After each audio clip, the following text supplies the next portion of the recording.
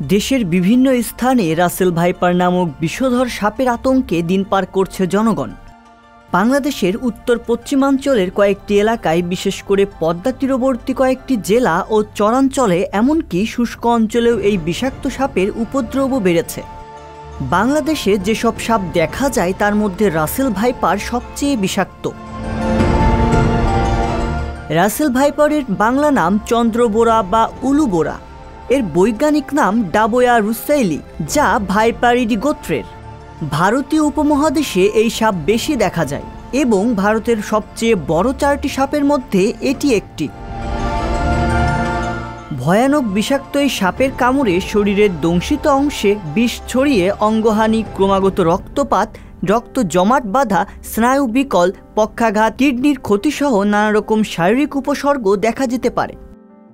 বিষধর এই সাপের প্রজাতিটি বহু বছর আগেই বাংলাদেশ থেকে বিলুপ্ত হয়েছে বলে ধারণা করা হলেও বিগত কয়েক বছর এই সাপের উপদ্রব ও মানুষের আক্রান্ত হওয়ার ঘটনা বেড়েছে।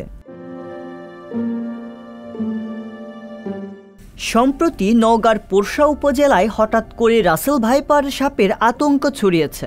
বিভিন্ন আমবাগান ও ধান ক্ষেতের মধ্যে দেখা মিলছে এই সাপের। এখন পর্যন্ত 2টি সাপকে দেখা মাত্রই মেরে ফেলা হয়েছে। তবে আরও সাপ থাকার সম্ভাবনায় স্থানীয় কৃষকেরা কাজে যেতেও ভয় পাচ্ছেন।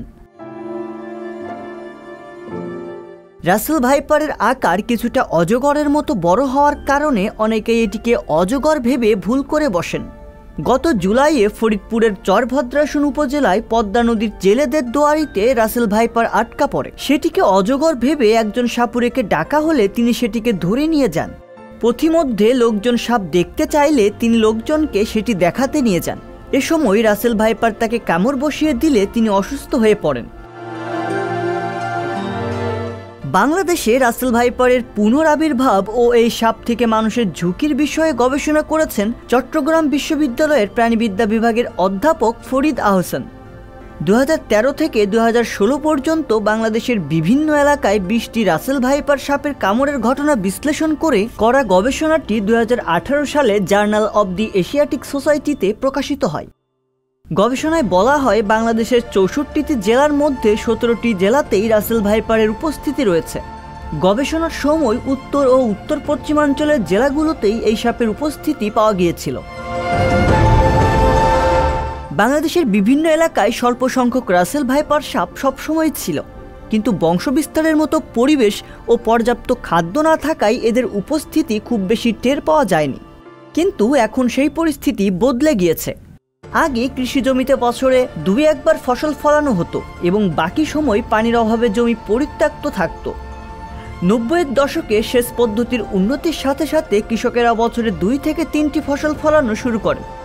সারা বছর খেতে ফসল থাকায় জমিতে ইঁদুরের সংখ্যা বৃদ্ধি পেতে শুরু করে, যা এই সাপের প্রধান খাদ্য।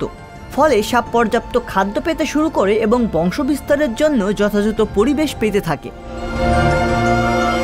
রিয়াজুল ইসলাম, সংবাদ প্রকাশ।